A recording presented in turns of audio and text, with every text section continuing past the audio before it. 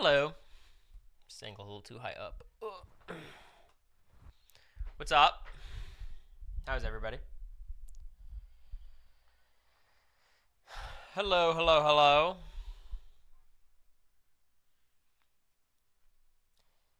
First of all, how are you liking the Vampire Diaries? Y'all, it's just a teen drama CW show. Was it the first one of its kind? I love it though. I'm hooked. The problem is because I'm watching with America, I can't just like be on season 4 already. But goddamn, the show it's a CW teen drama. Roblox sponsor still up? Yeah, the sponsor goes for the next 8 days. We're not Robloxing today, but it stays up for 8 days. Far from it. Who are your faves? I think all the characters are unlikable. I do like what's her name? The protagonist. I think she's a very likable protagonist. And she's like pretty logical and makes decent decisions. I think Stefan and Damon suck. Stefan doesn't suck. He's just kind of boring. And someone on Twitter spoiled that he committed genocide, so I'm kind of out on him. Yeah, Elena's pretty good. I think Elena's my favorite character, which is good. Thanks for the raid. But yeah, that's where I'm at. I will say Jeremy's the worst character of all time, closely followed behind by Vicky and everyone in that side plot. A lot to not like, I must say. You learn to love Damon and Caroline. He's so far beyond ever redeemable. Look, Damon is a beneficiary of there being 23 episodes a season, so eventually you forget about all the fucked up shit he probably does. But goddamn, he's a horrible person, and I'm sure so is Stefan. But these 23 episode seasons, like, I will say, like, one of the things that frustrates me the most about the show is nothing has lasting consequences, except for what's her name, Catherine. Thank you, Card Girl, for the tier 1. Appreciate you. Nothing has lasting consequences. Like, Stefan locks up Damon, starves him to death, or near death, poisons him, and the next episode, they're back where they were. I was expecting, oh my god, when Damon escapes, he's gonna really get up to some shit. No, they're just chilling. Your mic is low. I'll raise it a little bit. But anyways, how are you guys? Another day on Big Brother Twitter. Okay. Can I get a show of hands? Who thinks Blue Sky is real? Who's all in on Blue Sky? I'm going to start using it daily. It's going to be my Twitter substitute. All in, me. Okay. I'm there for it. Sure. I'm phasing it in. Yeah, I mean, in my opinion, not enough Nazi propaganda and unsolicited porn.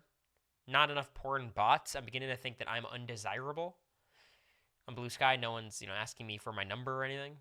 Thank you, Balloon Horses, for the 9 months. But I'm still willing to give it a chance. For sure. Oh my god. So America and I went out to dinner a couple nights ago. And I was looking up places. I don't really know places in Nashville. We're trying to find new restaurants. And we landed on this, like, cool seafood Mediterranean place. The menu looked beautiful. It looked like a cute place on the pictures they gave. We show up, and it's a hotel restaurant. And America's pissed. And I'm like, shit. Obviously, I wouldn't have come here if it was a hotel restaurant. But we're already here. Let's eat. She's like, oh, okay, fine. So we go. And I shit you not, it is the best food that we've ever had. Like, the beef tartare is delicious. And there's this, like, ridiculous, like, olive butter. And I get this crazy cavatelli with, like, squid ink pasta and scallops. And America has this lobster risotto. And it's legit the best food you've ever had. And I'm just looking at her the whole time trying to pretend to be annoyed about the restaurant when I know she has not had a better meal in the past 5 years. Then by the second drink, she was like, okay, this place is good. I work at a hotel. I'm insulted. I have no problem with hotel restaurants, but I guess they're It's like the lighting. It's a lot more hotel-y than it is like, ooh, what a nice vibe. But anyways, how are you guys? We could just we could start talking about the bullshit. So I'm using Kala's like feed, just because it's kind of the best summation of everything. And I will say, like, I think there's a lot of stories going on here and a lot of different things to consider about the story. I think the main point is number one, it's pathetic. That's like the main point. It's just pathetic. It's like loser behavior because proximity to a reality star does not make you any better than any other person. If anything, it's probably an indicator that you're worse, which obviously I'm guilty of. Um, but that's the one thing. Did you know this woman? No, I don't think she worked my season, or I didn't engage with her individually. Um, but that's the point one. It's you know using that as like your claim to fame is pathetic and it's lame. A lot of people are dogpiling on her, which is very fair. This is not like a hey y'all, let her breathe. Like no, this is an insane thing she did. And then the other element of it is there's not just this one individual. There's this group of individuals who are like preying on that information and celebrating it and being weird. And it kind of led me to my tweet, which I rewrote a couple times. I released it once, then deleted it. So some people saw the 3-second version. But I tweeted this. One second. Just an FYI, being gross and violative is not going to make your faves like you. You're weird, and they know it, and so does the rest of the world. Using your position of power and access to feed into it is criminal behavior. I'm once again begging for some of y'all to be normal or disappear. So this first couple sentences, I'm actually directing at the fans who are like into it, and then obviously this is about the specific woman. I think I can speak about this subject from a different perspective than most people. I was not personally involved, of course, right? So Rubina and Tucker could speak for themselves in that regard. But obviously, coming out of BB25, I was in the showmans, right? That had a lot of the showmantic fans after the season, and some of those fans were very weird. If you're in this chat, you're probably not that person, right? So when I say showman's fans, I've hoped throughout the time I left the house, I've weeded out most of the insane people. And you guys know who've been in this community for a while, there's been quite a few insane people. Like, quite a few insane people.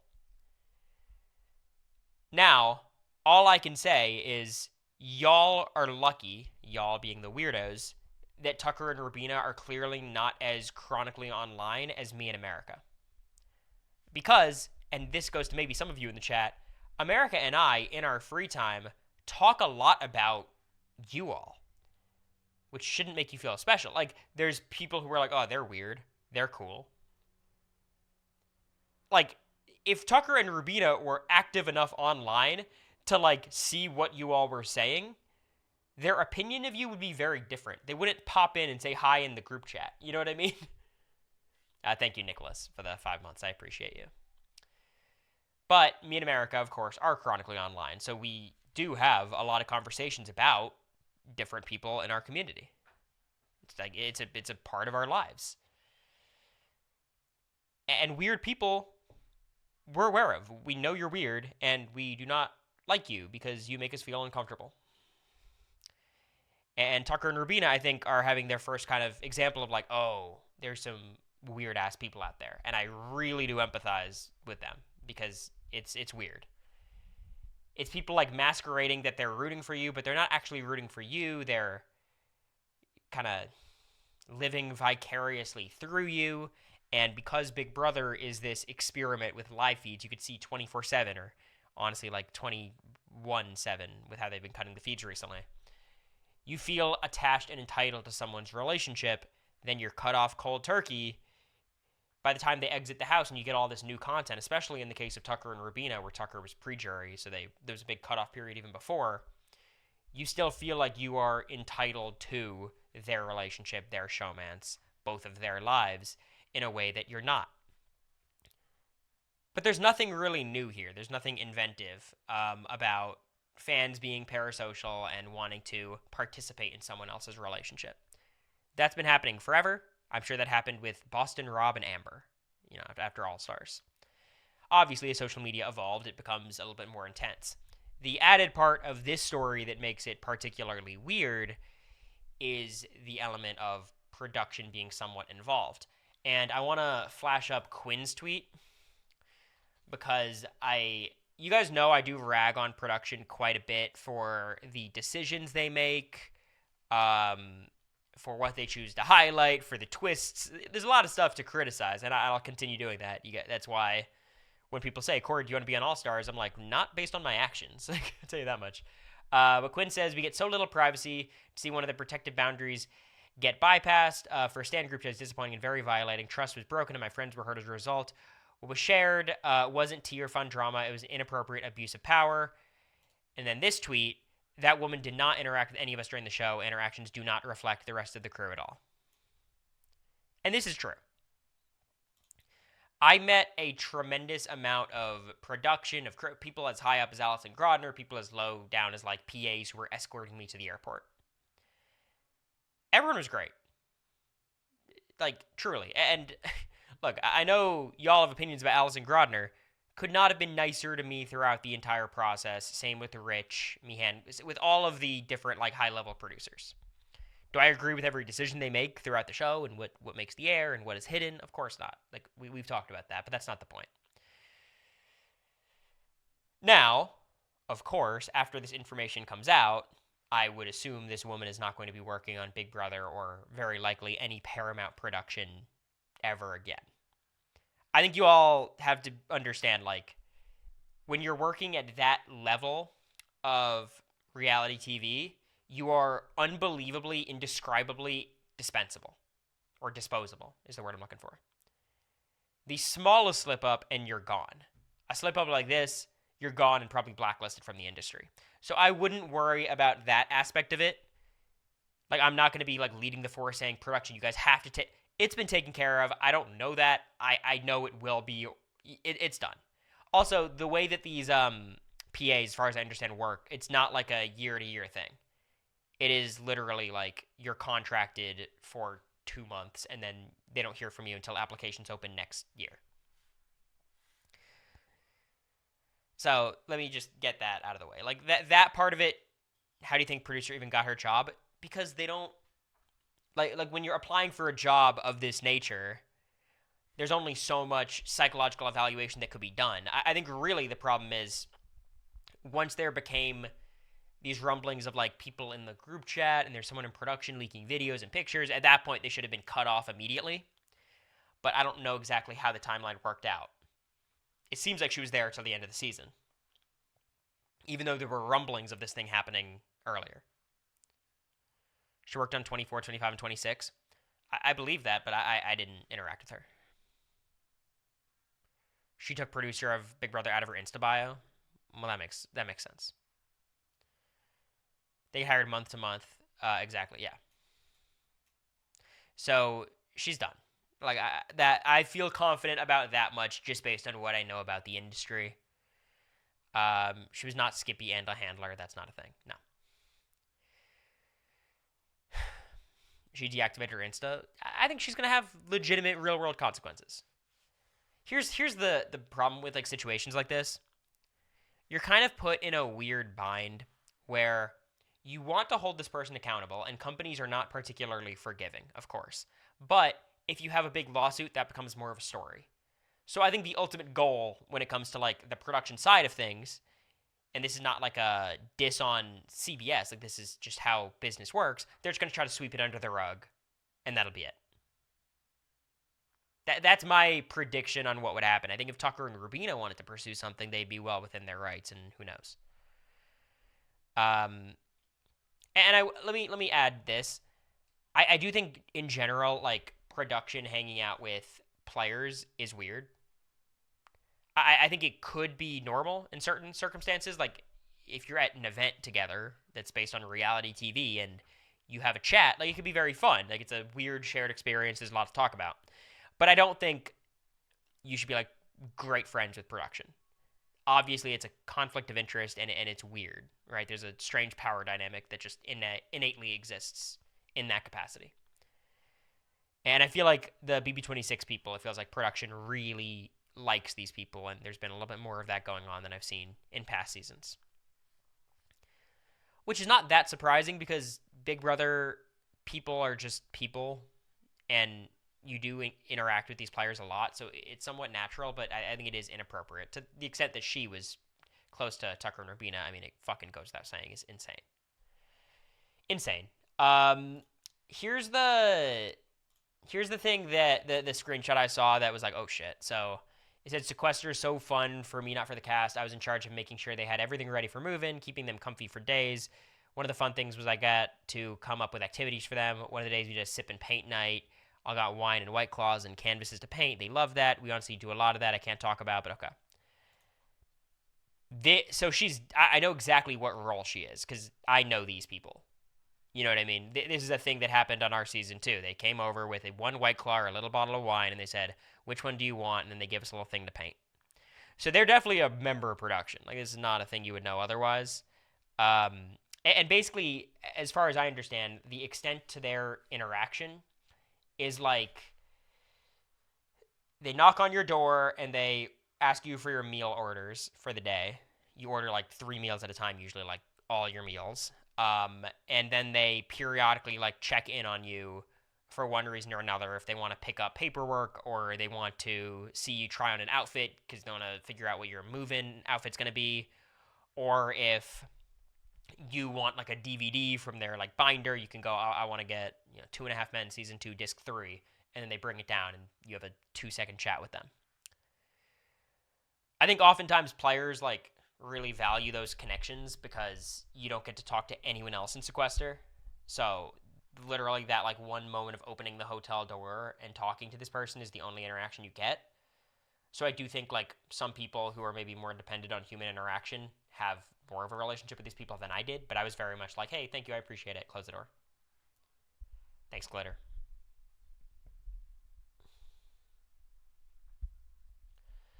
A lot of people were saying, like, Cory, how do you see all this stuff? Like, I just opened Twitter. Like, I really don't look for it. I'm not hashtag BB26ing.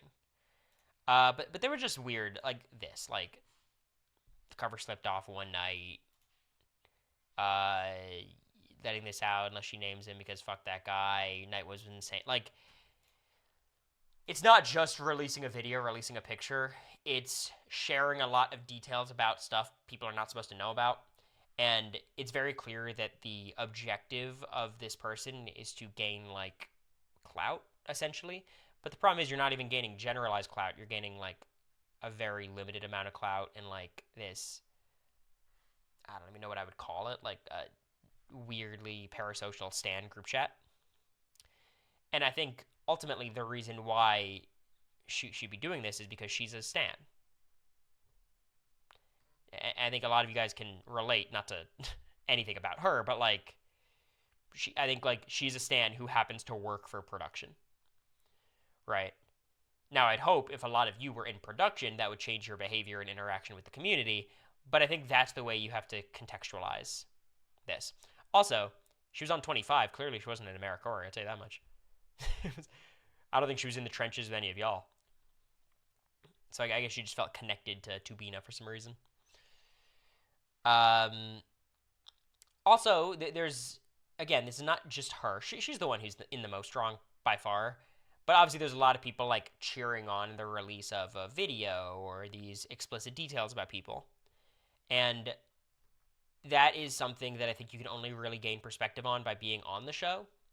Because I think all of you, I would hope, understand that you're not just watching characters, you're not watching players, you're watching people.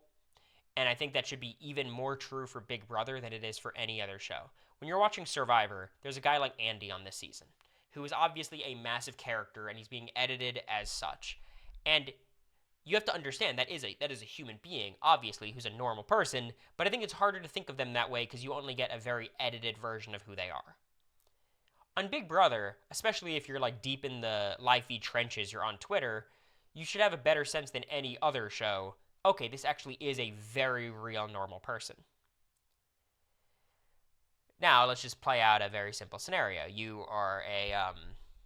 You're cheering on someone's relationship in real life, and then you try to sneak in and get details and videos and pictures of those people that you're not supposed to have. Well, that is what's the exact word for it? What's the crime?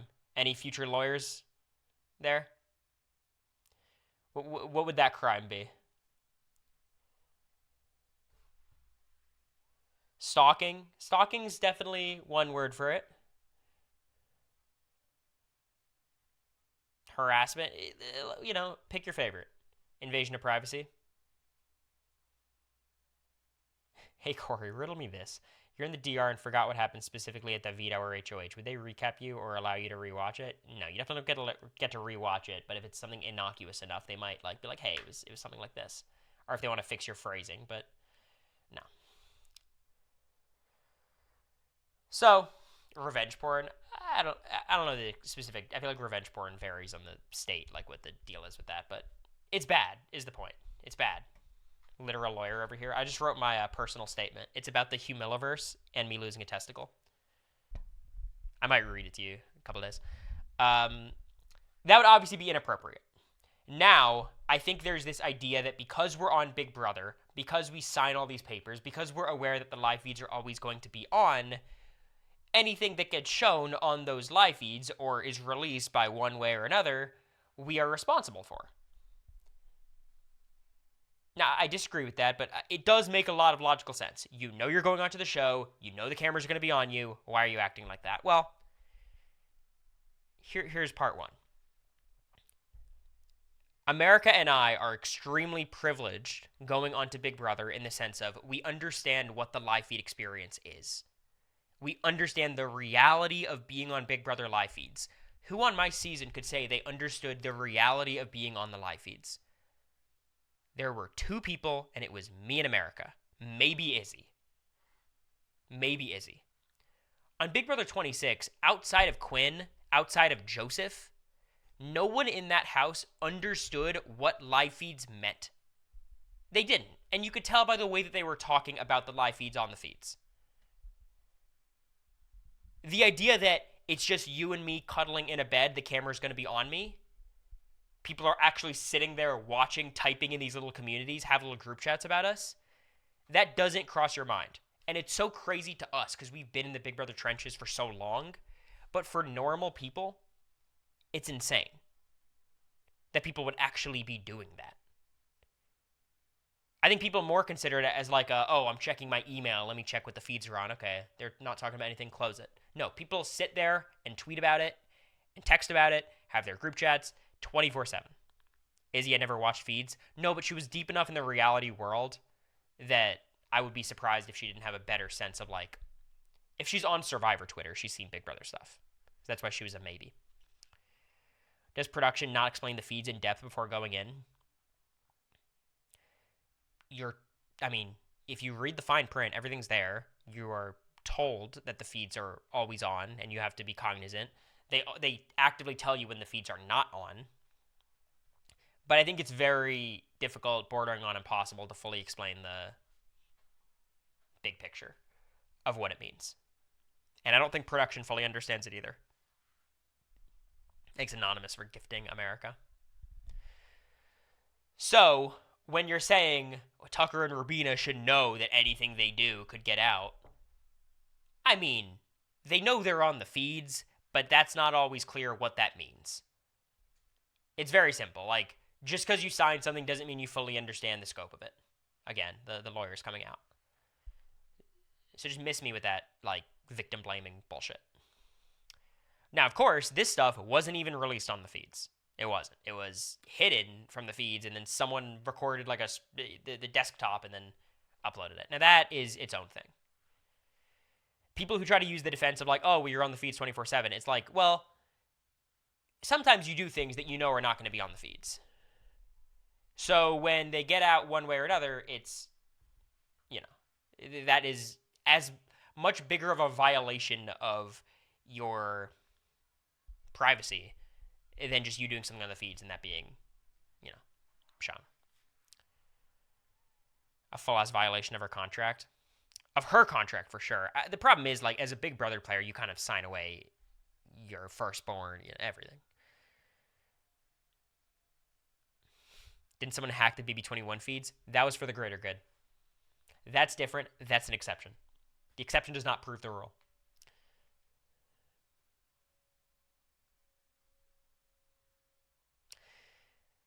So I think that's something that's just very important to understand. Like, just because we know that the live feeds exist does not mean that they know what live feeds actually are and the consequences of being on the live feeds. And that is one benefit of, like, casting fans. Well, part of why I think fans are not good is because you're so aware of the live feeds that it changes your behavior and you act unnaturally, which is why people have a problem with that. But I'd prefer that to people who don't know what they're getting into and are saying things that they wouldn't have said otherwise,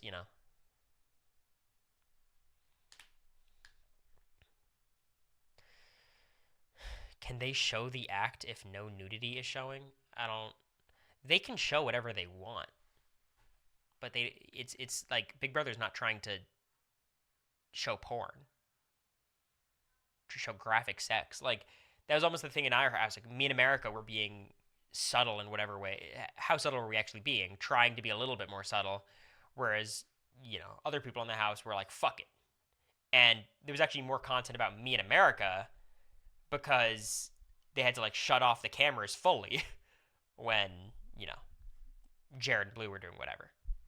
So it's actually like a weird, kind of logic there.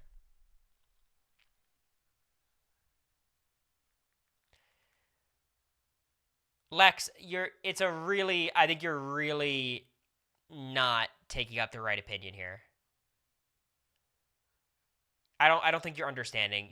I'm saying, like, some people are unaware and uneducated of the scope of the live feeds, and you're saying, well, there's live feeds, so shut up. It's like, yes, we just made that distinction. We know there's live feeds. Like, if Tucker and Rubina were just doing whatever under the covers, and that was on the feeds, and people were annoyed about it, and they were upset about it, you could say, well, what did you expect? That's not what happened. At all. So, it's not what's happening. No, I know, Army, but it was a different time. We're talking about the present. But that is their fault. I am going to time you out, and I was really close to banning you. Very, very close. Could this be criminal dissemination of obscene material? I mean, again, the problem would be who's suing who. You could probably do a civil suit, Tucker and Rubina, against this person. But Tucker and Rubina suing CBS. CBS would probably just settle because they wouldn't want a controversy out of it. But, like, our contracts are so extensive. It's like, I feel like it'd be tough to find something you can sue CBS over.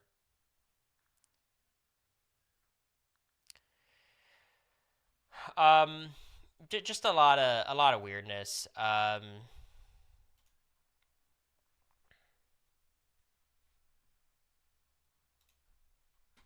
There's also this.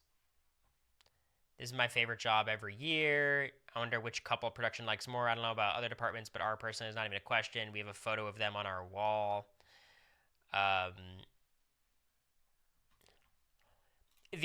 So a couple things. The implication that there's people in CBS production who are rooting for certain house guests. First of all, duh. Like, of course. They're all human beings. They're all rooting for certain people. That's one part of it. I think the allegations of, clearly it's rigged for Tucker because of it, I think that's silly. These people, at least her role, is not of any importance at all, decision-making wise.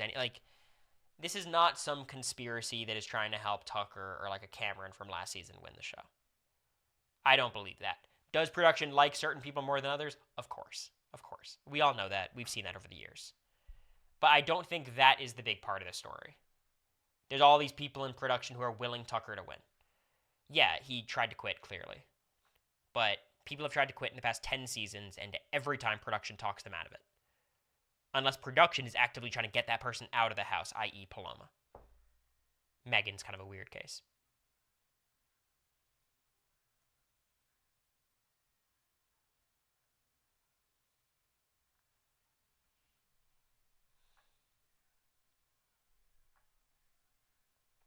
Yeah, exactly, Nino. I agree.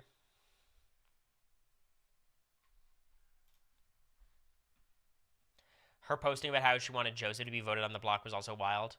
Of course. I want you to understand, she's like, I don't know her official role, but I do know the people who were like knocking on our doors, delivering us food, delivering us alcohol, were not high level employees. They were like contracted workers who are like trying to push together odd jobs. Like, these are not decision makers. People developing Zombie Week. Who is production telling not to quit on your season? Who do you think, Liam?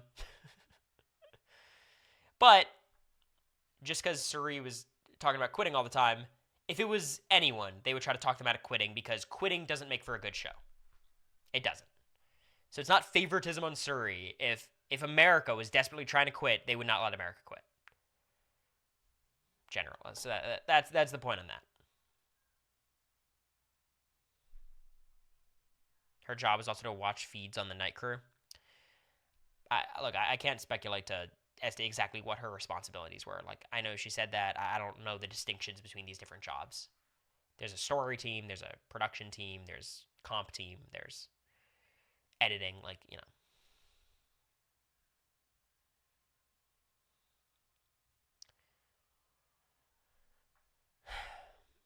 But I don't believe she's Skippy. Absolutely not. I don't, no.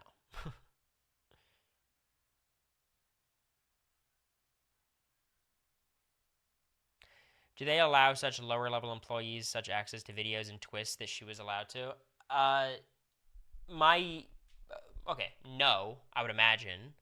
But when you're all working in the same environment, I would not be surprised if people talk. That would be my suspicion. But that's just speculation, nothing beyond that.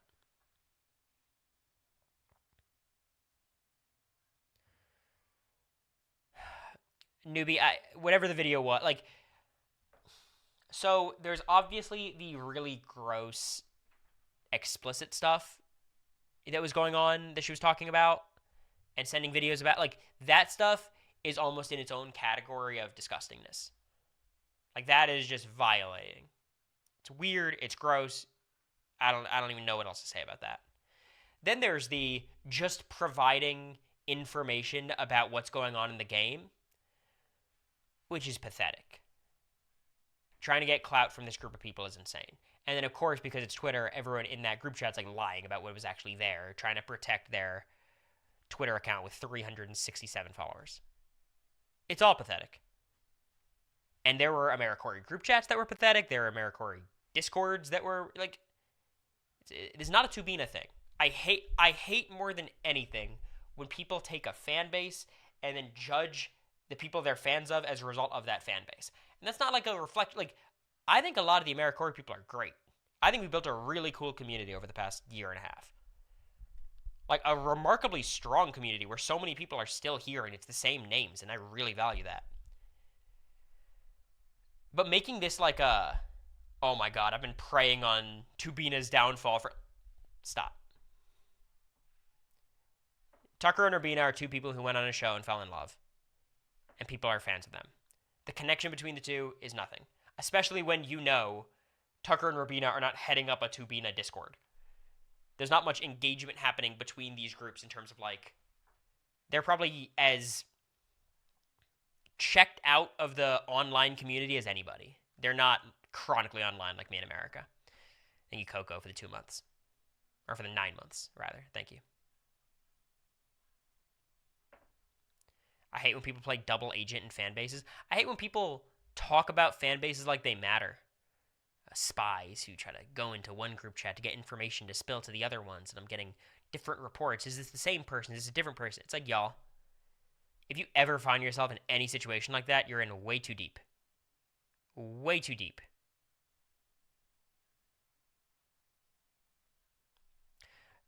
I trust Quinn's judgment. Look, Quinn is so cognizant of like parasocial relationships and understanding of the online space, and I've had talks to them about like I trust Quinn's judgment. So, do you guys feel you both still have to deal with a lot of weirdness? Yeah, yeah. I have a call with a assistant district attorney tomorrow. There's weirdness. It's toned down though. It's less than there used to be. I wish it was Discord for Big Brother rather than having to join a Survivor server that has BB channels. Can I say something crazy? And this is where I lose all the support of the people in chat. I think the least toxic place, and it's still toxic, but the least toxic place for Big Brother fandom is probably Reddit. Just looking at the discourse happen, it's Reddit, so there's kind of like an anti-woman thing going on that exists on Reddit. Reddit clears Twitter so clearly. I'm sorry. It is not competitive. And the reason is very simple. It's fucking moderated. That's because they moderate everything away. Yes. That is not like invalidating. That is just why it's better.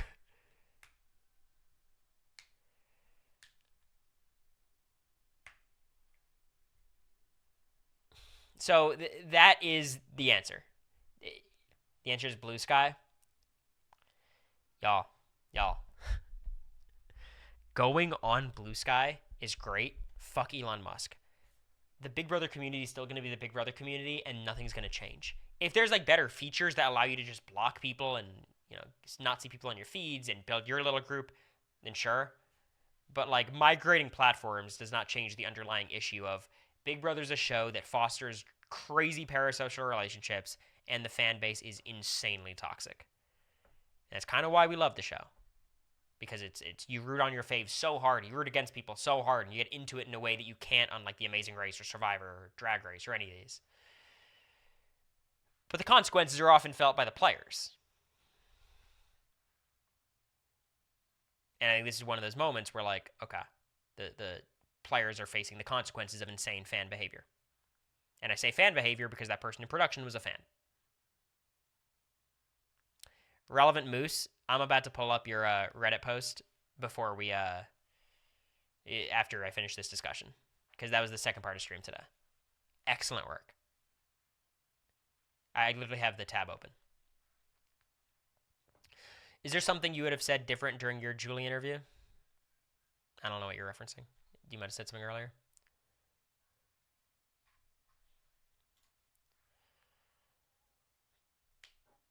There were like 3 annoying blue stands on BB25 Reddit. Just let people like who they like. If they're being mean about it, like I will say, there in regards to what I was talking about, where like America and I talk about the people in our community. It is noted when I see people who are fans of me in America be really mean about other house guests, and there's like a sliding scale of, you know, is this house guest Mike Boogie or you know, or Aaron Grease? Like I don't care about that, but generally like, because players are often judged as a result of their fan base, any person who really loves and supports me and then gets online and is like, Blue is such a fucking bitch, what a horrible person, you're not a fan of mine. Are Blue and I best friends? Of course not. You guys know that. I like Blue. I have no beef with Blue. We DM about Pokemon every now and then. But it's just not, like, it's good. We're fine.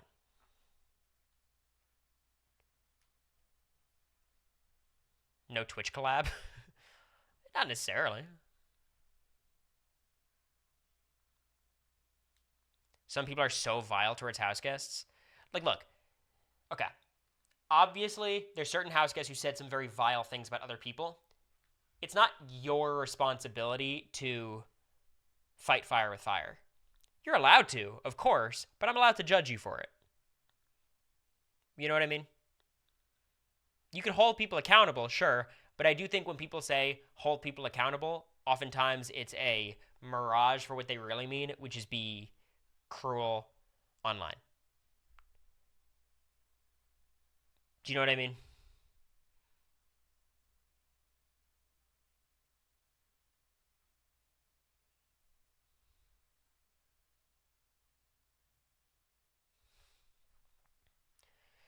Just make sure you're actually holding people accountable, not just, typing mean shit. And that's why when people ask me, should I apply to Big Brother, like friends of mine, family, mostly friends, I tell them, you have to have a really real conversation with yourself about whether you think you can handle it. I don't think I can handle it. But I'm here now, so, shit. Is Quinn here? I spread hate on behalf of Cory like it's my day job. Quinn has this fucking joke. So, okay. Quinn has this fucking joke he does with me where he always pretends like I'm really close with problematic house guests. Like, we'd be planning a stream and be like, yeah, I mean, you're close with Cody Nixon, right? Cory, that's your bud. Cameron Harden, like, you could get him on the line.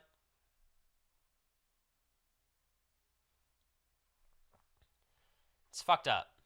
And let me tell you, Quinn and I can't text anymore. We have a bad dynamic texting because both of us are trying to be the funny person, so the conversation never goes anywhere. We both just make jokes, and then the other one builds on those jokes, and it doesn't work. And Quinn he sends voice messages and shit. There's fucking no competing to that shit. Like,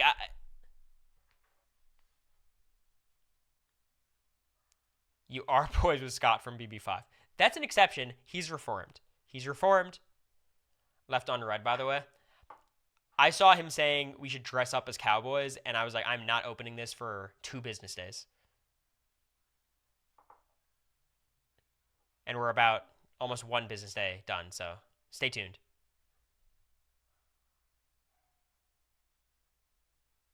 Okay. Is there any other final questions about this gross drama before we... Drama's not the right word, but you guys know what I mean. Part of it is drama. Part of it of, like, the Big Brother fans being weird fans is drama, but then there's the other part of it that's, like, the criminal activity. The next thing I want to talk about is something a little bit more lighthearted. And while we have Quinn here, I think it might be a good time to discuss. Quinn did his deep dive. Now, he did his deep dive. It was 5 hours, weak shit, let me say. And on Quinn's behalf, all these bitches who are like, how could you speak for 5 hours about this season? What could Quinn have to say? Y'all, Quinn, I texted Quinn about the deep dive. I was like, how long did you? He said 5 hours. I'm annoyed. I feel like I left stuff out. If Taryn did not have other obligations, my deep dive would have been 18 hours. Quinn's probably would have been 16. There's no shortage of things you want to talk about coming off the show. If you're like the Quinn or the Cory mold, So, like, people are like, oh my God, 5 hours, get over yourself. It's like, it could have been 50 hours, very easily. I feel like a big difference between Reddit and Twitter is that some people on Reddit are assholes, but they're venting on Reddit to other Redditors. On Twitter, so many people want to tag the house guests. That is an interesting distinction, because there's not, like, house guests on Reddit. America and I check it. Joseph, I think, is on there. Kat Dunn's on there. I have 1,000 thoughts about week 1. I heard, so I was watching the premiere, and I saw Quinn and Taryn talking about casting for, like, 10 minutes, and I'm like, oh, this is never going to end. Deep dive part 2 with you and Taryn. Oh, God. Chelsea's will be as long as Chelsea wants. I think Chelsea's funny. I wonder how much of a different community member she would be if she didn't win. Because I think she won, and now she's like, I'm all in. Let's talk about the game. 8-hour deep dive. And I feel like, let's say, like, MJ cut her. If I'm Chelsea, I'm like, fuck this shit. Let me get back to my job. How long do you think Chelsea's will be? I mean, Quinn's more of a talker. But I would imagine it would be like Tiffany's, however long Tiffany's is.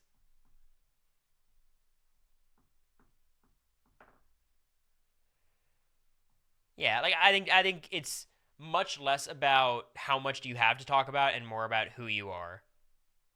And I think Chelsea's a little bit more, I don't know, is able to end her thoughts. She's a talker. Yeah, maybe. My concern with Chelsea's deep dive is I'm worried she will claim she knows everything all along. Yeah, look, I think that is why I think Quinn was the correct choice to do a deep dive with, which I think basically if anyone wanted a deep dive, Taryn would say yes, is my suspicion. I haven't talked to Taryn about it. But I think it's extremely rare to find any Big Brother house guest who's willing to admit their flaws and talk about what they did wrong. I think I'm certainly in that boat, right? Of like, I think you guys know I know every mistake I made. Um, I think with a winner like Chelsea, you can go one of two ways where you won and you've been hyped up so much that you feel like everything you did was intentional. So there's a little bit of like hindsight bias there. Or it can go the other way of because I won, I have no problem addressing my shortcomings because ultimately I won. You know what I mean? Like because I won, I don't feel as bad. It doesn't hurt or bruise my ego that much that I made these mistakes. And let's be fair, Chelsea did more good than bad during the season. Like it's not exactly, winners of the past 5 years.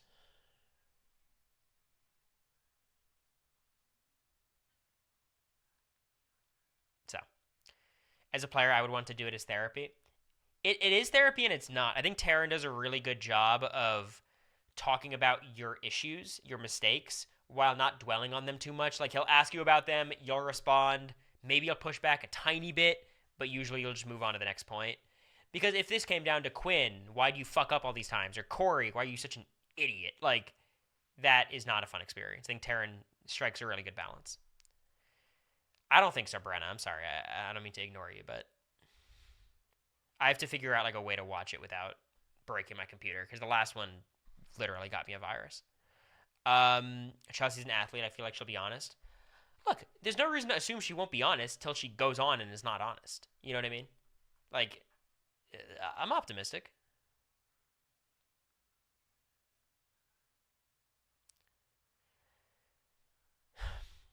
And again, I think in my heart of hearts, because she won, I think you're a lot less likely to feel, have your ego bruised by admitting your faults. It's very easy to admit your faults when you have $750,000. Yeah, but America, it doesn't let me show YouTube TV on a share screen thing because then I would be able to just show, live TV to like stream, which they do not allow. So like it just ends up being a black screen. I experimented with this a little while ago.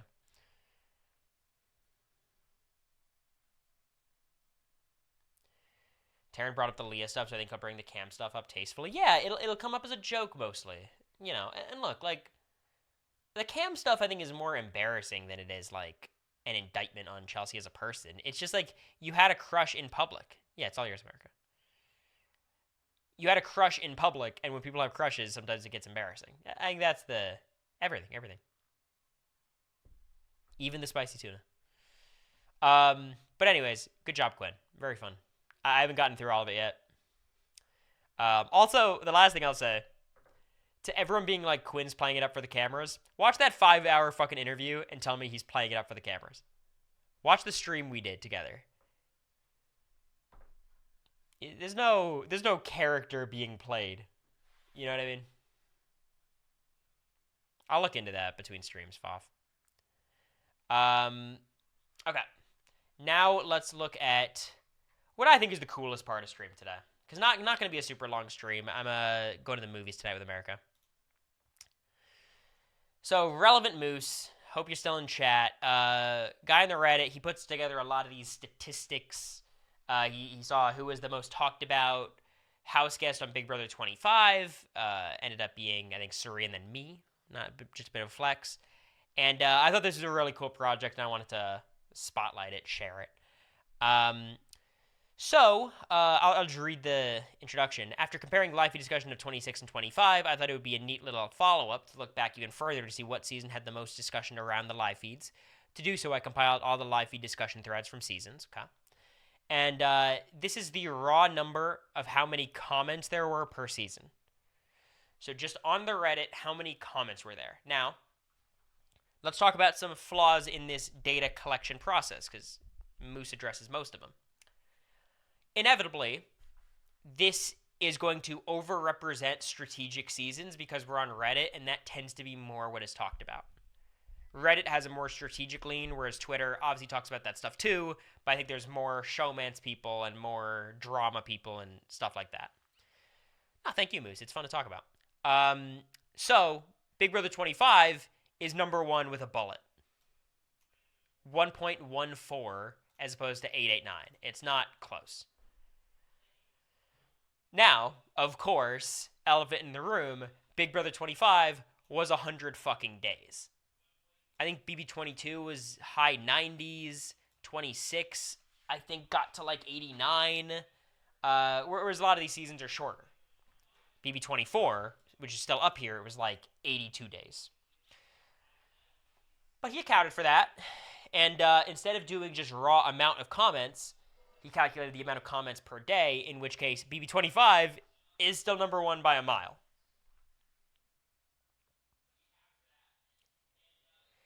No, I think this is interesting. It's not that surprising to me, but I do think it's interesting. I think Big Brother 25, the strength has always been the live feeds, and so much of what's on the Reddit is like live feed discussions. And there was just so much going on. There was so much to talk about. Like, when you would go through a day of Big Brother 26, there'd usually be, and I obviously like sat there and reviewed these days because I would know I'd have to talk about these days on a live feed update, like truly dialed in. There'd be like anywhere from 3 to 6 important conversations a day. On Big Brother 25, there was maybe 3 to 5 unimportant conversations a day. Everything else was like someone gaining an incredibly important piece of information, or the target flipping, or a new alliance forming, or every minute there was something new happening. A lot of it, like, ultimately, inevitably doesn't end up mattering. But in the moment, you don't know what's going to matter and what's not going to matter. People were talking about me and Mimi day 3 thinking it was going to matter. It didn't. I guess it kind of did, but not in the way people thought. 22, I think, makes a lot of sense as well. And 24 does. So now, what do all these 3 seasons have in common? BB25, BB22, BB24. Because I think there is something that they have in common.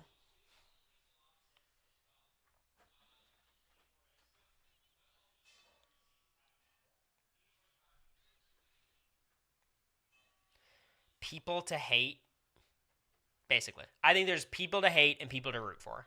Big Brother 25, there was no shortage of people to root against.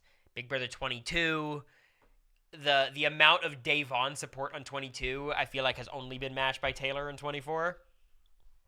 Going against the committee and all that. And obviously anti-Christmas and shit. And then 24 goes without saying. That season was all about rooting on Taylor against, polarizing people, is a nice way of putting it.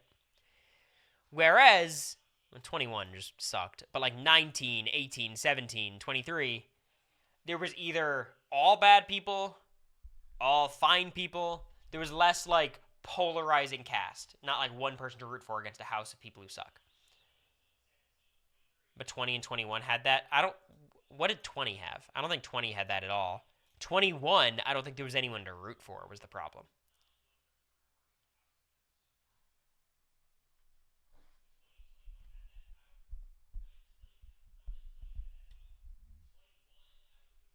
Oh my god, I was thinking, like, what is America watching out there? And I just hear myself faintly through the headphones. JC was terrible in 20. Yes, but I think the kind of terrible he was lent itself to less discussion. Like, what is there to say? Who'd you hate on BB20? Was it just JC? Because I feel like in the moment, people weren't as anti-JC until, some of the stuff started happening. But on 20, like, people weren't even, like, pulling for Faute. People were pulling for Faute, but, like, people liked Tyler. No one, like, hated Casey or Angela. Like, they were just fine. Didn't care for Fessy. Like, I think these are on a different scale to, like, BB25.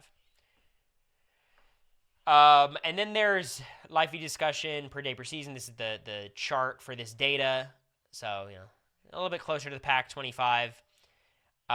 This is the median, which puts 25 and 26 more towards each other. So basically the difference there is like Big Brother 25 had so much of its discussion skewed to the first half of the game, especially the first 6 weeks, but still just the first half, that the median is going to be a lot lower because the end game was so long. From day 60 to 100, there was so little that happened. Day 55 to 100, there was not that much that happened. So that obviously drags the median down a bit. If you guys don't know, the way the median works is like you take all 100 days, you rank them 1 to 100 by how many comments there were, and then you just pick the average between 50 and 51. For any of my stats people. This chart even confused me, Moose, but I'm not good at reading these kinds of charts. The most commented other stuff. So this is data that is the most commented, like threads, discussion posts, types of things. And number one was Big Brother 25's Humiliverse fight. Oh my god. Woohoo! We win! Number one discussion subject ever? Are you kidding me? Who am I? You being number one must feel good. It was good. It did feel good until I read some of the comments and they were like, Cam's master plan has played out just as expected. Everyone's turning on each other.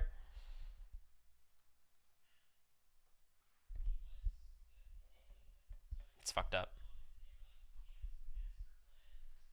Yeah, it's unlucky, Quinn. Number 27 was actually you and Joseph arm wrestling.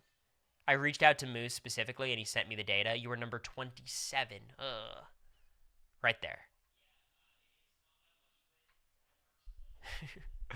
But yeah, so I did go and read some of those comments, and I'll tell you what, there's not a better safe place for me in America than Reddit, which is, I don't know what that says about us. You being 1 and 3, the Izzy flip.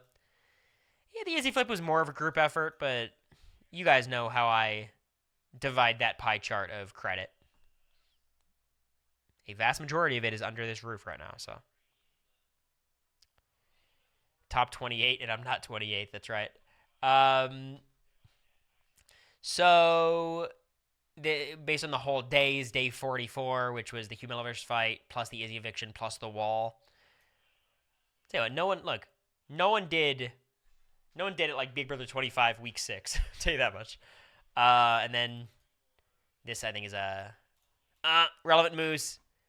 Work invalidated. Small grammatical error. Amira backdoored BB25. Unlikely. Mods, ban relevant moose, please. But I assume this is just the Izzy flip. That this is meant to be. But, I think that's accurate. Mike timed out relevant moves for 1 second. All right, hopefully he's learned. You got to hold your chatters accountable. It's important. You're also number 6. What's number 6? The pressure cooker continues. I was a part of number 6. I was a bigger part of the Heisem backdoor, I think. Morning or daytime, it's just, again, it's all 25. Finally, from Thursday, so the weeks in entirety, we got number 3, which is kind of surprising, but I guess the start of Big Brother All-Stars is just too exciting. It probably brought so many people back into the Big Brother community who weren't there before. Like people who hadn't been on the Reddit forever, they wanted to go see the start of this legendary season. The season ended up flopping, but look, I was there for BB22 at the start. I was on the feeds. Very exciting time. How'd they get this info? I'm sure there's, ways of automated getting the data. Ways that they have automated getting the data. Another typo in 12 to 13. Stop dragging them down. Small spelling error. Idiot. But no. Yeah, I do see it. This was the Angela HOH. Or week 5. BB26 week 5 was what? Was this deepfake HOH? Or is this the week after that? Was this T-Core HOH? T-Core HOH Tucker boot? No, Tucker made it to week 6. It was Tucker HOH. Oh, this is the wall. Oh, it's a good week. Quinn's still here? But yeah, so the week ones, 25 did pretty well. 26 was right there. Basically, 26 still did respectably. I think it just did worse than you would expect based on everyone talking about it as the best new school season. Again, for me, like, this, my ranking, my extremely biased ranking of the seasons, I'm not, like, of these seasons, would be my favorite of all of these was 20, then 17, and for me it's 25, then it's 18, then it's 26. Very biased. Extraordinarily biased. But I'm skewed towards the strategy in the live feeds. And then after that, who cares? Like, then I'd probably have 24, 23, 19, 22. I actually kind of like 19. It's one of my guilty pleasures. BB26 overrated? I don't think it's overrated. I think it's just a tale of two, rankings. The episodes were incredible. The feeds were a little bit drier. Also, when you're ranking any of these seasons, it depends on how much you penalize a season for bad behavior. That's a big part of it. If you say, like, BB25 is invalidating because of all the misogyny, sure, I'm on board with that. But for me personally, I let it slide. No. Maybe that's why I rank it higher, because I didn't have to, like, deal with it in the real time because it was happening behind our backs for the most part. But no ways to reuse the butt kicker after that Hugh Milliverse fight. She did. Wait. There's some lore. She did. She was leaving the room because we were being called downstairs to do a rehearsal, I believe. And she walked out, and then the person came in the PA like, Suri, you still have to do the butt kicking, because I guess that was the final shot that they were using for the episode of people leaving the Hugh Milliverse. So she did have to go back and use it. It was pretty funny, though. But anyways, you guys know me. I'm a BB26 hater. Truly minted. They were messing with her? I think so. Just some more data if you want to look at it. Just Relevant Moose on Reddit. They've done a lot of these different kind of data things. Like, the average time feeds were down per day. 22 being the highest is interesting. Is this taking into account that, like, the first... I mean, this started night 1 feeds. I'm surprised 22 is this high. And I'm surprised 24 is one of the lowest ones. It's very interesting. Maybe 22 because it had, like, the safety suite. And the safety suite took a long time.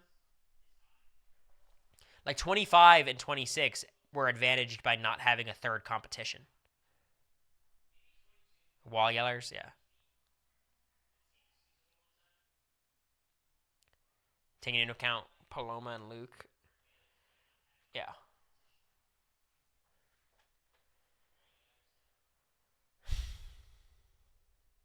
It's based on feeds bot Twitter, but some of their past tweets aren't there. That makes sense. I mean, you can only work with data you have. Like, doing this by hand is not reasonable. But anyways, thank you, Relevant Moose. I thought it was very interesting. BB25 stays on top. Best part about the season? No flaws. Nothing to criticize. It's my favorite part about BB25.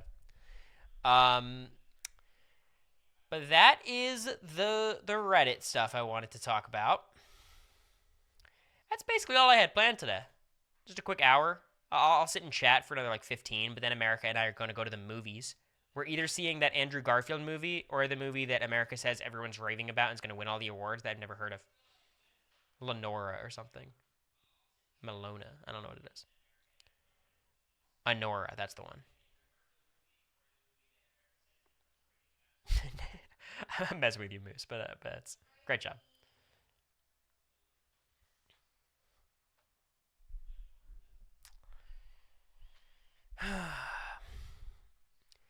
Is there anything y'all want to talk about? Big Brother, not Big Brother, Survivor, The Challenge? I'm just here to chat for a bit more.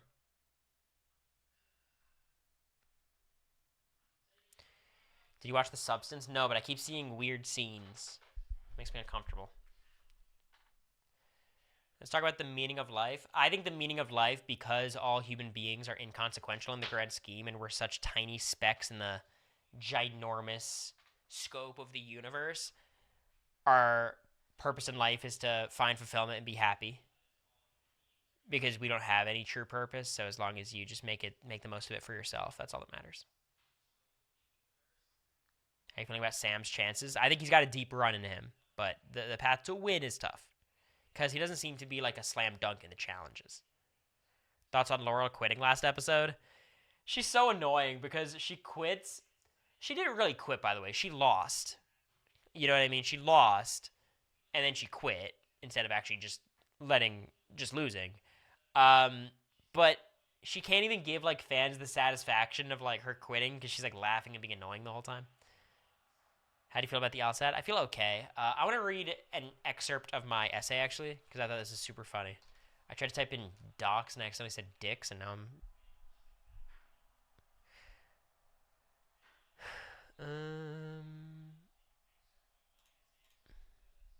Here it is. Where's your shirt from? I think Old Navy. It's old reliable. So listen to this. That outcome was more than just compensation. It was a catalyst. I used the funds from the settlement to pursue an education that would one day allow me to stand in the position those attorneys once occupied. I knew I had a duty to reshape the role they played in my life, to become the person who would say yes to those facing the same uphill battle. Pause. Wait for this. A single hand will hardly help move the boulder, but I do know Sisyphus would greatly appreciate it. I sat down for 2 hours and wrote 4 pages of brilliance. A single hand will hardly help move a boulder, but I do know Sisyphus would greatly appreciate it. That's a fucking bar. Are you kidding me?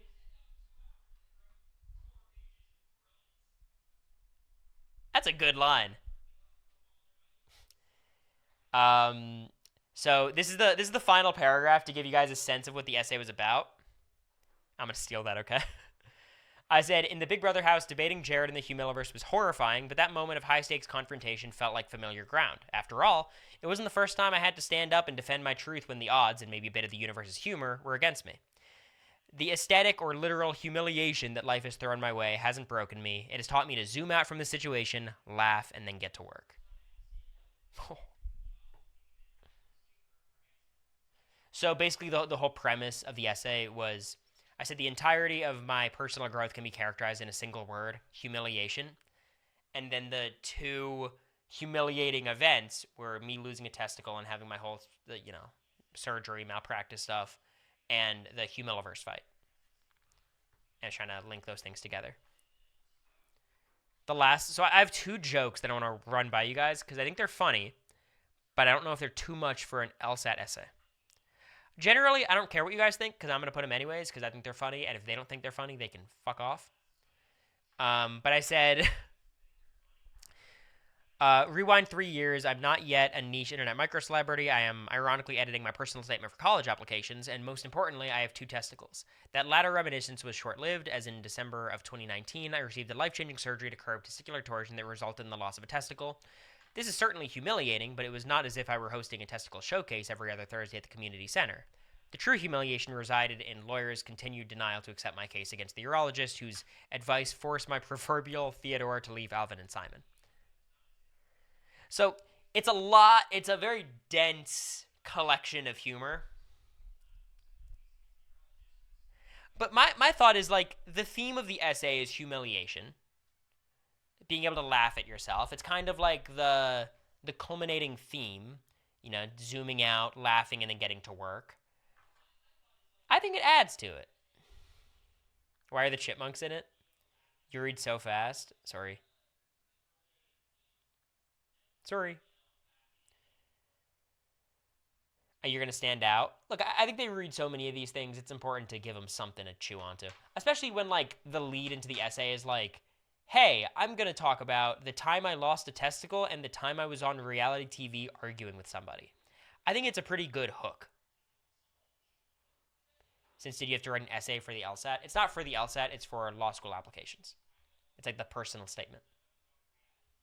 Are you Canadian? No, I'm not. I would love to live in Toronto, though. Big fan. You won't stop until the whole world knows you have one ball.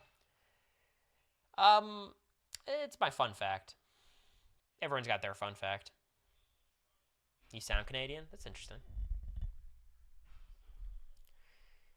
Anyways, do you guys see Trump won every swing state? Is there any peace that you guys can find in the fact that there was never hope? Because I think would it hurt more if it was super close?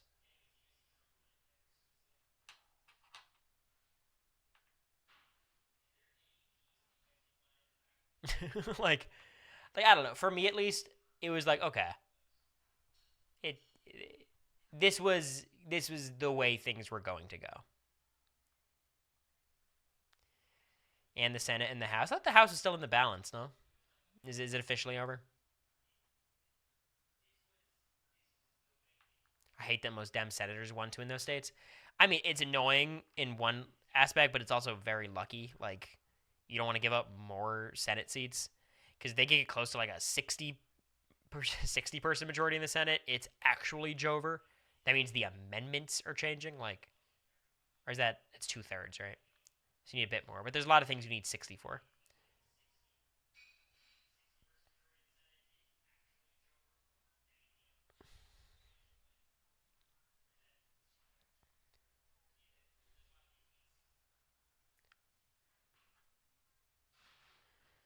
Yeah, it's pretty crazy, Katie. I mean, people are just uneducated, and I think like, so I tweeted about it after I got offline of the election coverage, where it's like it's so hard to say the problem is education and not come off as elitist.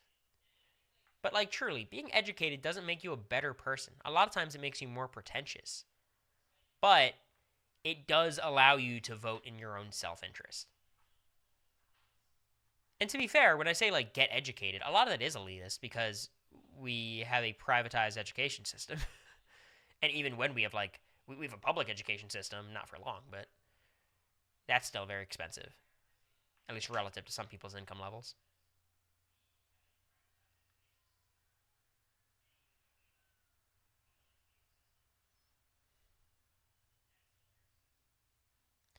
People don't know what words like authoritarian mean. Yeah. And I think the annoying part is now like the next 4 years, Trump's entire mission is to make sure the country gets less and less educated. So it's like that sucks.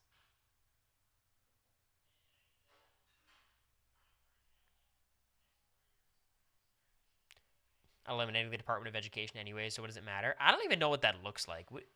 I know he said that. I don't know what that means. Like I know what it means, but that doesn't like what does that actually mean? Does he actually want to take the learning of slavery out of schools, bro? I think a lot of what so here's my thoughts on Trump. He sucks. Um but I actually prefer maybe like a Trump to a JD Vance being in office and hear me out. I think Trump a lot of times is governed by public opinion because at his core he's a celebrity and he wants people to like him and to support him. Whereas JD Vance is just truly a demon who I think would make a deeply unpopular decision. So like because trans rights are in the balance, I think Trump will be a conservative horrible person and restricts trans rights in whatever way he can. Right? Horrible, evil, despicable, he should die. But I think when it comes to things like overturning gay marriage, I think someone like JD Vance would be much more willing to do something like that because obviously like a ton of Republicans are not in favor of, reverting a Burgefell Hodges. But Trump, I think, would be a little bit more hindered by like, well, this is going to make everyone hate me.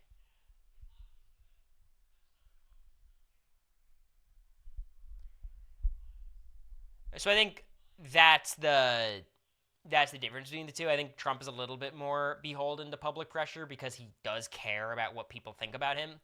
Whereas others are like, fuck it, I'm going to make the country as conservative and evil as possible.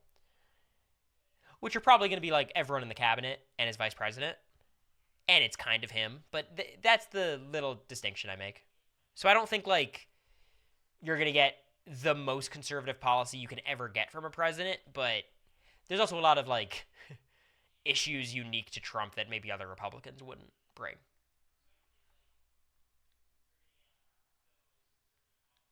Unfortunately, JD Vance will become president soon. Trump isn't going to last. No shot. I think JD Vance is not even going to run for president. Or he'll run. I don't think he'll even win the nomination. When you're Trump's VP for 4 years, he's going to end up hating you. He's going to be like the punching bag of the party, which I'm glad about because he's a very punchable person. But I absolutely believe he's not going to, like, inherit the Trump throne, the Trump legacy. Trump will get assassinated?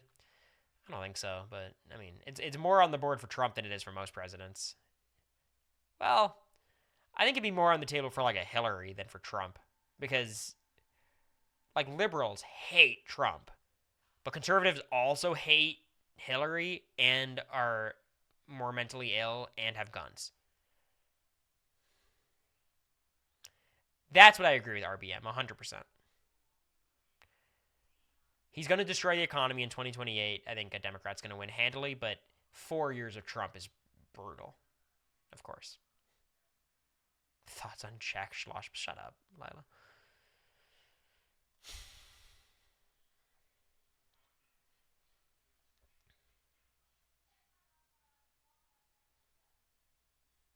How did RGV all go for Trump?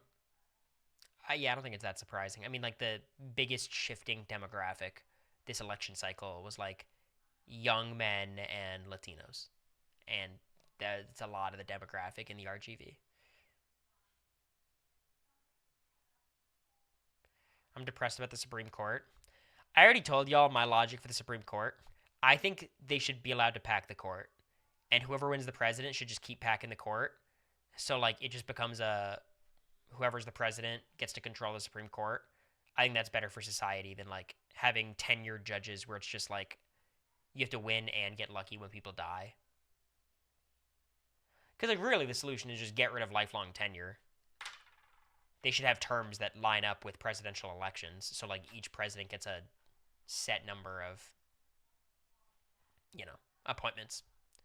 But that's never going to happen. Term limits, yeah, that'll never happen. I also want AOC to run in 28. I don't know. She feels more like a vice president, right? But you can't make her a vice president. You make her a vice president, and then it's like a Sarah Palin. The whole campaign's about her. I do think she has... Does she have wider appeal than a Bernie Sanders? I think she's more of like a populist in vibes than Bernie Sanders, so maybe she'd have a better shot. But also, she's not a white dude, so that probably hurts her. But she's not Jewish, which probably helps her. I don't know.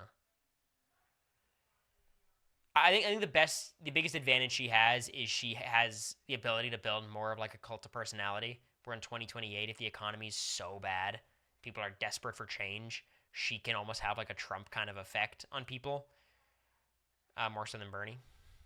But again, like, can you find enough guys who are willing to vote for a woman? I don't know.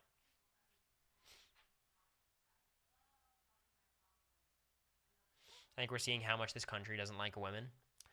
That's one part of it. Like, look, I think Kamala's performance, obviously you can't separate it from the fact that she's a woman of color. Like, that's an,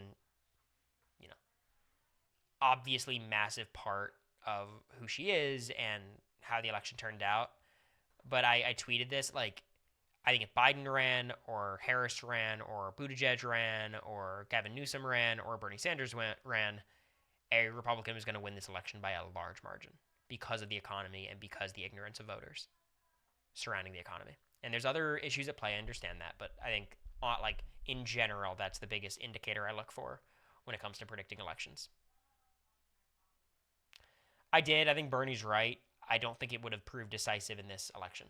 But I do think Democrats have a problem of like, hey, let's keep going further right to get the votes instead of actually embracing policies that people support. Why are all business majors Republican in college? Because liberals like me look at business majors as fucking weird-ass Republicans. And then it's like a chicken and the egg situation. Someone like Josh Shapiro would have won? Absolutely not. Josh Shapiro was terrible. I think Josh Shapiro loses Pennsylvania by a lot. Like, Pennsylvanians don't even like him. But he would have been like a Joe Biden choice. Like he would have been, just a fucking establishment ass Democrat who would have lost because he's a representation of the status quo. He wouldn't be as tied to Biden, but he definitely looks more like Biden.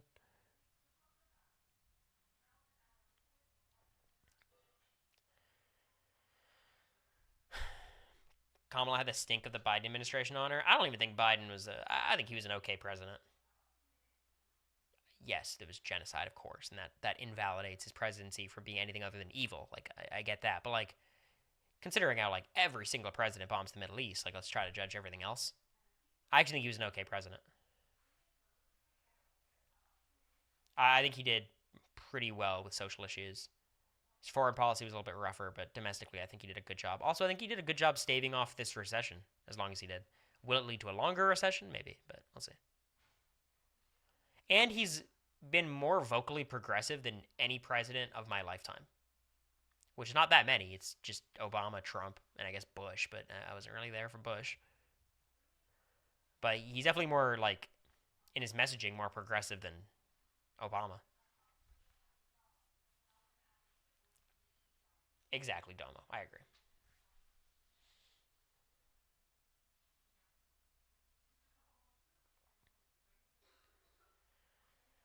Yeah, but hey, Bub, I think it's an economy thing. Like, no matter where you are in the country, you're feeling the economy get worse, and you just attribute that to the people in office currently. I think what they so here's my really negative take. When the economy's really bad, people vote for the other party because they're like, oh, it can't get worse than this. It can get worse, and it will get worse.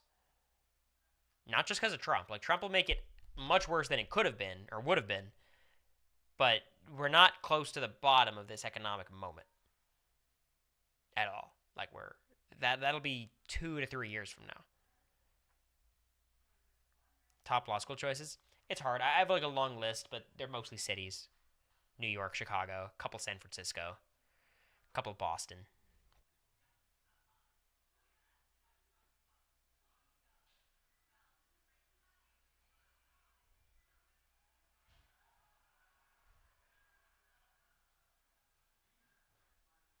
No Providence. Nah, there's no schools. I mean, there might be like Providence Law, but Brown doesn't have a law school. Do you think it'll stay bad till the next election? What? To be clear, I don't think the economy would change that drastically depending on who's president, unless you get a truly like FDR style, you know, uh, you know, candidate that far from what is considered normal.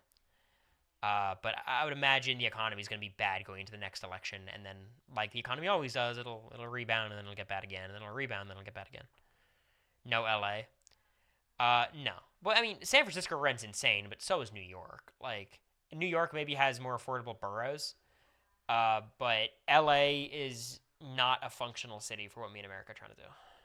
I think I'm applying to UCLA though, just because like, it's gotta be kind of cool.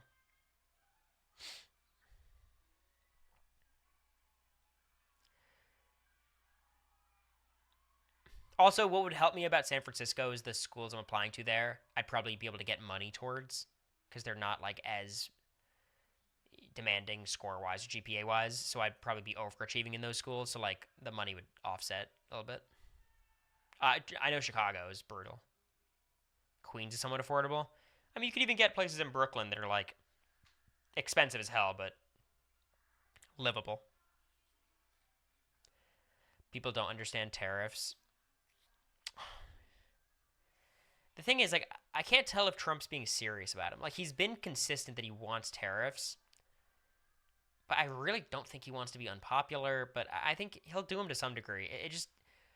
It makes a lot of sense to put tariffs on specific products to protect certain industries. If you guys are locked in at all to what's happening with computer chips or like AI chips, um, that is a place where I think there is real reason to use tariffs because uh, China and Taiwan are so far ahead of the curve developing chips that in order for the US to catch up, they need to have a way to like artificially limit supply to give like US companies, which was Intel, and now they're basically having Taiwan open factories in the US, Like, that is the only way to like allow the U.S. to gain some ground in this industry that's they're predicting is going to be incredibly important with the proliferation of AI, right? So like in specific circumstances, tariffs have a purpose, but what Trump is suggesting is not using them in specific circumstances. He's recommending tariffing like all international goods from China, like everything, which all that does is raise prices. Like that's all it does. Because the counter argument is like, okay, you raise prices on China, and maybe those products will be more expensive in the U.S. Maybe, but U.S. companies will have more of a chance to compete with those prices. But the U.S. does not lower their prices. What happens is the U.S. prices stay the same, which was more expensive than Chinese prices used to be, and the China prices go up to that amount too. So you might be more willing to buy an American product, but for the average consumer, you're still paying more money than you would have. Really, what it comes down to, if you're a person who wants to buy something that's produced in America, tariffs are a good thing. But if you're a person who wants to buy a cheap thing, it's terrible for you. And of course, Christina, like because of our labor protections, which are probably going to get weaker in the next 4 years, we can't exactly produce to the same capacity that China can. I think he's going to try to use tariffs for leverage in negotiations. It's a dangerous plan, just antagonizing the rest of the international community. Like, that's not a slam dunk negotiating tactic. Like China is not as dependent on the U.S. as they used to be. They're still dependent on us in the same way we're dependent on them, but they have some other options. He's been calling for tariffs since the 90s. Yeah, no, I think he believes in them. I think he'll do them, but my mom loves Temu. People love cheap stuff. That'll never change. How long till Trump and Elon are at each other's throats in the media and Twitter? I don't know. Ultimately, Trump being president saves Elon Musk's business, so I don't anticipate much animosity there. He's serious about tariffs, but across the board is a negotiating tactic. A trade war doesn't sound like something he would actually start on purpose. I hear you, but I can only take his policies for what he says they are. Like, I understand he has to project that it's a real policy in order for people to believe it as a marketing tactic or a negotiating tactic, but I don't know. Do you guys like the policy corner? I love talking about U.S. politics. Is Elon Musk genuinely evil? Yes. He's also lame, which is perhaps worse. Nah, Liam, we're talking politics now. I've learned so much, not gonna lie.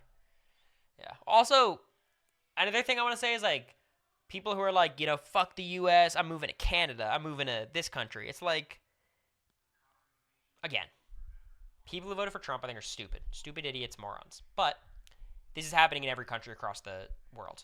France is voting for their right-wing, populist, insane, fascist dictators.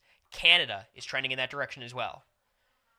Because the entire world is experiencing economic downturns and anticipating a recession, if not already in a recession.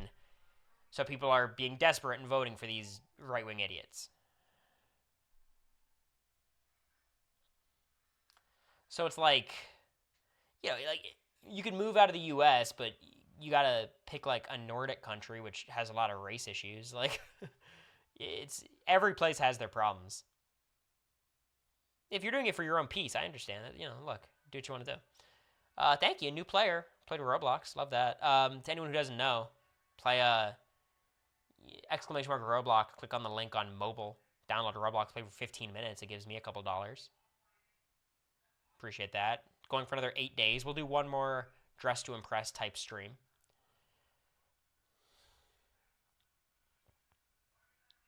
Nice one, Balloon. How does Mexico get a Jewish woman president before the U.S. gets a woman president?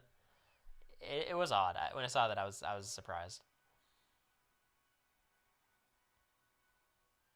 Okay, I got it, chaotic. I'll look into that before next stream. I'm sorry for the I Love New York crowd. It's just, yeah, it's hard. I've not done a good job. Roblox is so back. For one more stream. I'm thinking of running some sort of eviction notice or survivor thing with the fans again, but I don't think we can get enough fans to play. I think that's the problem. We would need like I think I would collaborate with some other person to do it, just because I want to give you guys like a slightly different stream, a different type of stream. You're in, okay? Maybe Quinn stream, maybe something like that. Has America you been practicing? No. I've been in the law school applications dungeon. I got my 4 rec letters approved today. All my professors said yes, so today was a good day. And I wrote my whole personal statement. It was a good day for my elemental progress. Thank you, CRS Load. I appreciate it. 2 months is huge for me. How many schools are you applying? Not sure yet, but it'll be a lot.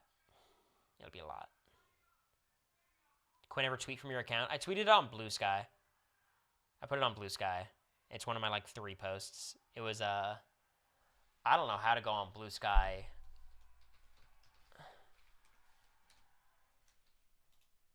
Harvard Law, here we come. Yeah.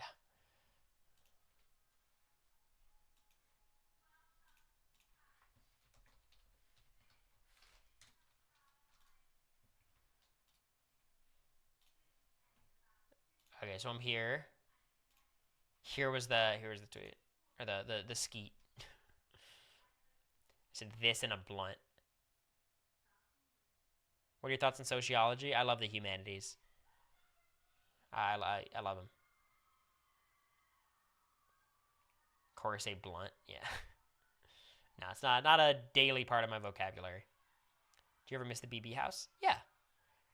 I think like what happens is as time goes on, you forget about the shitty parts and you reminisce about the good parts. But there were a lot of shitty parts too that I don't miss. And I try to remember. So like I don't have too much not FOMO, but whatever the word is. That post started a trend. Love to see it.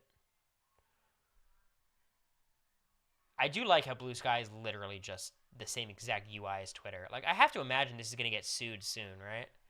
Like the second it picks up any real steam, it's just going to be like shut down, right? It's like Kick. It literally is like Kick, yeah. It's been around for years. Yeah, but I assume before it never presented a real threat to Twitter. Not that it really does now. Twitter didn't invent posting yet. Yeah, okay, I hear that, but like this is definitely the same asset. This notifications thing with the bell and the 30 like it's the same assets. It's a bleat, okay. Threads is like at least its own product. Like no one uses it. I don't think you and Twitter people. What are you saying? It's open source. Interesting. So you're saying that these assets are open source, but I wonder if there's some way they can sue based on like the arrangement of the assets. The underlying technology is completely different. Yeah, but I think you can still sue for design elements, no? For like assets, like these are separate things. Like they might not be using the same algorithm.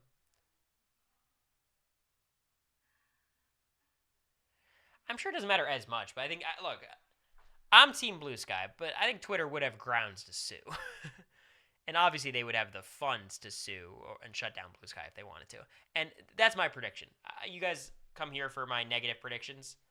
The second this actually picks up and gains any momentum, Elon Musk will have it shut down.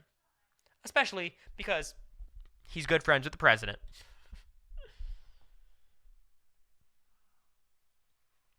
Oh, I love free speech advocates. My favorite. Oh, free speech advocates. Oh, deregulators. Welcome back, Roman Roy. Yeah. I'm gonna see if anyone's live right now that we're friends with. I don't see anybody really, so I'm gonna raid Quinn, and you guys could all follow him. Oh, Dwight's on? Never mind. All right, Dwight. What's Dwight doing? Is it Clock Tower?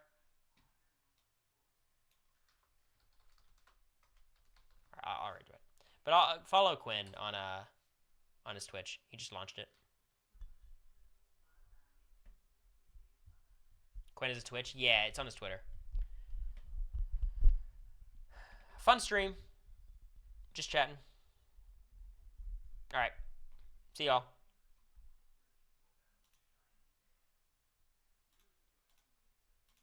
Sorry, I gotta actually do the raid. Bye-bye. It's not letting me actually raid Dwight, though.